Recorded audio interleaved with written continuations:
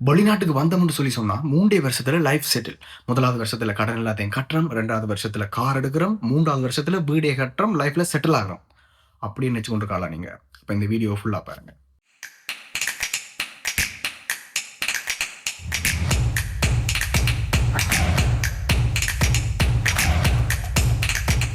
Fun பண்ணணும், ஜாலியா இருக்கணும். இப்படின்னு சொல்லி வெளிநாட்டுக்கு வாராக்கள் சரியான குறைவு. மோஸ்ட்லி எல்லாரும் இங்க வாரதுக்கு ரீசன் என்னன்னு சொல்லி சொன்னா, ஒண்ணு படிக்கிறதுக்காகவும், இன்னொன்று தங்களோட ஃபினான்ஷியல் சிச்சுவேஷன சரி பண்றதுக்காகவும் தான் வெளிநாட்டுக்கு வருவாங்க.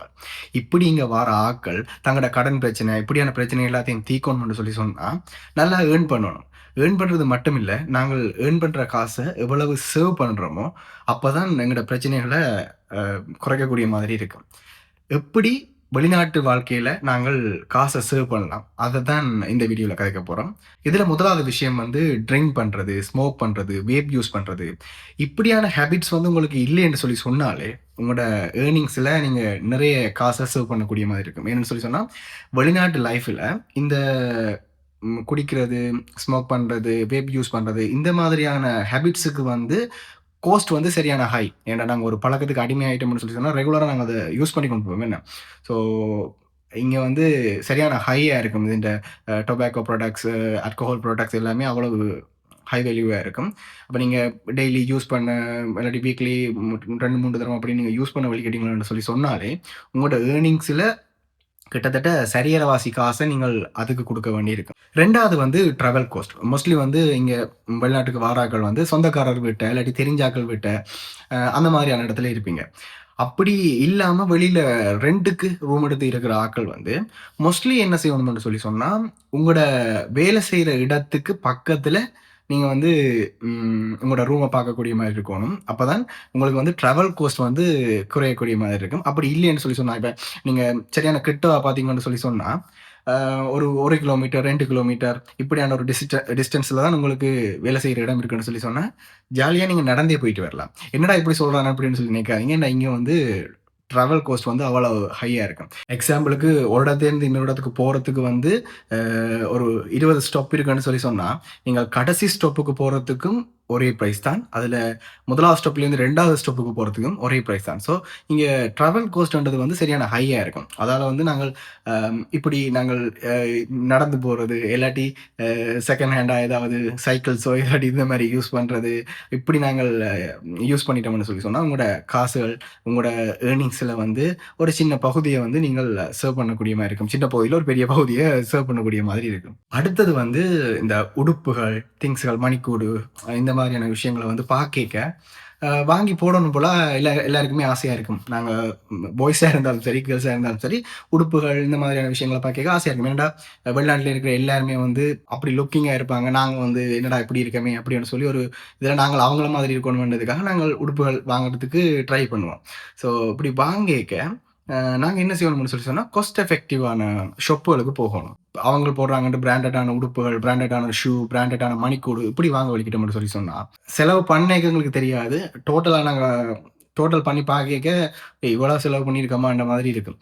ஸோ இந்த மாதிரி நாங்கள் காஸ்ட் எஃபெக்டிவான ஷாப்புகள ட்ரை பண்ணி, குறைவான விலைக்கு உடுப்புகள் எடுத்தோம்னு சொல்லி சொன்னா, ஒரு அமௌண்ட் வந்து உங்களுக்கு சேவ் பண்ணக்கூடிய மாதிரி இருக்கும். ஏனென்று சொல்லி சொன்னா, நாங்கள் வந்து இப்போ ஒரு ஒரு வேலைக்கு நாங்க ரெகுலரா போறோம்னு சொல்லி சொன்னா, எங்களுக்கு வீக்லி 1 நாள் இல்லாட்டி 2 நாள் அந்த மாரி தான் லீவ் வரும். சில நேரம் யுனிவர்சிட்டிக்கு நீங்க போறீங்க அப்படின்னு சொல்லி சொன்னாலும், அ உங்களுக்கு யுனிவர்சிட்டி ஒரு 2 நாள், 3 நாள் அப்படிதான் இருக்கும். மற்ற நாள் எல்லாமே நாங்கள் ஃப்ரீயா வீட்டையோ இல்லாட்டி சும்மா தான் இருக்க போறோம்.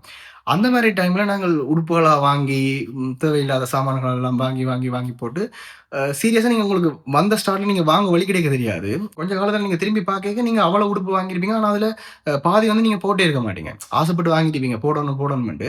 அதுல ஒருக்கா போட்டு பார்த்துட்டு, அ செட் ஆகல அந்த மாதிரி அப்படின்னு நீங்க விட்டுருவீங்க. ஏன்டா சிலர் வந்து வின்டருக்கு யூஸ் பண்ணுவாங்க. சிலர் வந்து சம்மருக்கு யூஸ் பண்ணுவாங்க. ஏன்டா ஒவ்வொரு சீசனுக்கு ஒவ்வொரு உடுப்பு போடுவாங்க. ஸோ, நாங்க திரும்பி பார்க்கைக்க, இது நாங்கள் யூஸ் பண்ணலையே, அநியாயமானது. ஐயோ! அநியாயமா இத்தன பவுண்ட்ஸுக்கு எடுத்தது, இத்தன டாலர்ஸுக்கு எடுத்ததுன்னு சொல்லி நீங்க கவலைப்படுவீங்க.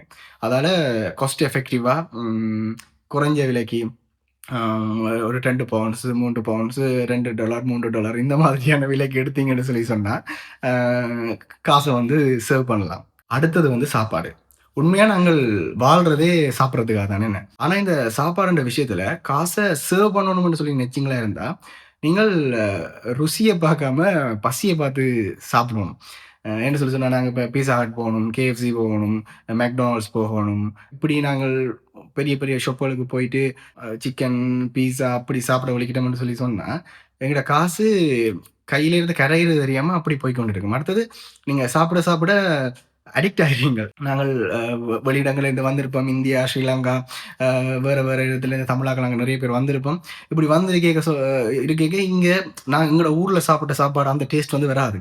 அப்ப இங்க இருக்கிற ருசியான சாப்பாடுகள நாங்கள் தேடி தேடி சாப்பிட தொடங்கினோம்னு சொல்லி சொன்னா, அந்த அந்த ருசி வந்து உங்கள விடாது.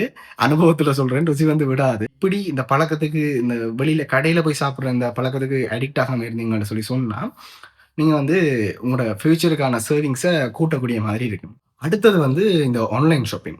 நெறைய பேர் சொல்லுவாங்க, இப்ப நார்மலா நாங்க கடையில போய் வாங்குறத விட, ஆன்லைன் ஷாப்பிங் பண்றது வந்து சரியான லாபம்னு சொல்லி. ஏன்டா, நாங்க இப்ப Amazon, அ AliExpress, நிறைய நிறைய ஆன்லைன் பிளாட்ஃபார்ம்ஸ்ல வந்து நாங்கள் அ எங்களுக்கு தேவையான சாமான்கள வாங்கி கொண்டிருப்போம் என்ன. அப்ப வாங்கிக்க நாங்கள் ஒப்பிட்டு பார்க்கைக்க சரியான விலை குறைவா இருக்கும். அதெல்லாம் நாங்க ஆன்லைன் ஷாப்பிங் பண்ணுவோம். ஆனா, ஆன்லைன் ஷாப்பிங் பண்ண தொடங்குனீங்கன்னு சொல்லி சொன்னா, உங்களால நீங்க வாங்குற அந்த பழக்கத்த கண்ட்ரோல் பண்ண முடியாது. நீங்க சிலது வந்து, இது என்ன இவ்வளோ மலிவா இருக்கு. இத வாங்குவோம். இது பிறகு தேவைப்படும். இத நாங்க வாங்குவோம். இது வந்து கிறிஸ்துமஸுக்கு தேவ. இது வந்து நியூ இயருக்கு தேவ. இது வந்து நாங்க வின்டருக்கு போடலாம். இது என்ன இவ்வளோ சீப்பா இருக்கு. நாங்க இது இப்ப எடுத்து வச்சோம்னு சொல்லி சொன்னா, பிறகு போடுறதுக்கு யூஸ்ஃபுல்லா இருக்கும்.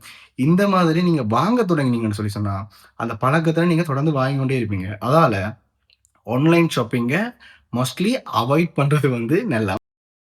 ஐயோ! யாரும் வெளிநாட்டுக்கு வராதீங்கோ. இங்க உழைக்கவே இயலாது. சொந்த நாடு போல வருமா? எங்கட நாட்ல எல்லாம் சந்தோஷமா இருக்கிறத விட்டு ஏன் இங்க வாரீங்கள்? இங்க வந்தா சரியா கஷ்டப்படணும். நீங்க இங்க வராதீங்கோ. இப்படின்னு சொல்லி மெட்டாக்கள் சொல்ற மாதிரி நான் சொல்ல மாட்டேன். உங்களோட ஃபேமிலி சிட்யூவேஷன், உங்களுக்கு ஃபினான்ஷியலா நீங்க ஓகே ஆகணும். இல்லாட்டி நீங்க படிச்சு உங்களுக்கு எக்ஸ்பீரியன்ஸ் வேணும் அப்படின்னு சொல்லி சொன்னா, வெளிநாட்டுக்கு வாங்க. வந்து இங்க கஷ்டப்படுங்க. பிரச்சனை இல்ல. என்னன்னு சொல்லி சொன்னா, சும்மா நாங்கள் சேஃப் ஜோன்லயே இருக்கக்கூடாது தானே என்ன? அப்ப இங்க வாங்க. நீங்க நல்ல வடிவா இங்க உழைக்கலாம். ஆனா, அதுக்கு ஏற்ற மாதிரி கஷ்டப்படணும். ஃபேமிலிய விட்டு இருக்கோணும். அடுத்தது வந்து அங்க இப்ப நாங்க இங்க வந்துட்டோம்னு சொல்லி சொன்னா, அடிக்கடி அங்க போய் கொண்டிருக்க இயலாது. டெய்லி பார்த்த முகங்கள வந்து நீங்க ஃபோன்லாம் பார்த்து கொண்டிருக்கணும்.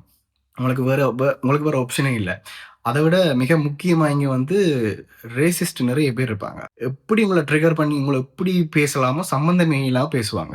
அடுத்தது இப்ப நீங்க வொர்க் பண்ற இடங்கள்ல, நீங்க போற ஷாப்புகள்ல, இந்த மாதிரி இடங்கள்ல நீங்க பேச்சு வாங்கலாம், மூச்சு வாங்கலாம். சில நேரங்கள்ல தனியா நீங்க ரூமுக்கு போய் நின்டு அழலாம். இப்படி நிறைய கஷ்டங்கள் இருக்கு.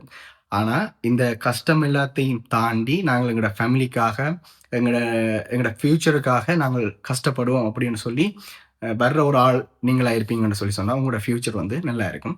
ஸோ வெளிநாட்டுக்கு வர்றதுக்கு முதல் பிளான் பண்ணுங்க.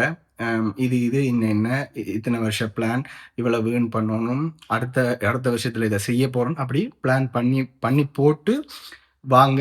நல்லா ஏர்ன் பண்ணுங்க. நல்லா சேவ் பண்ணுங்க. அதிகமா செலவுகள் செய்யாதீங்க.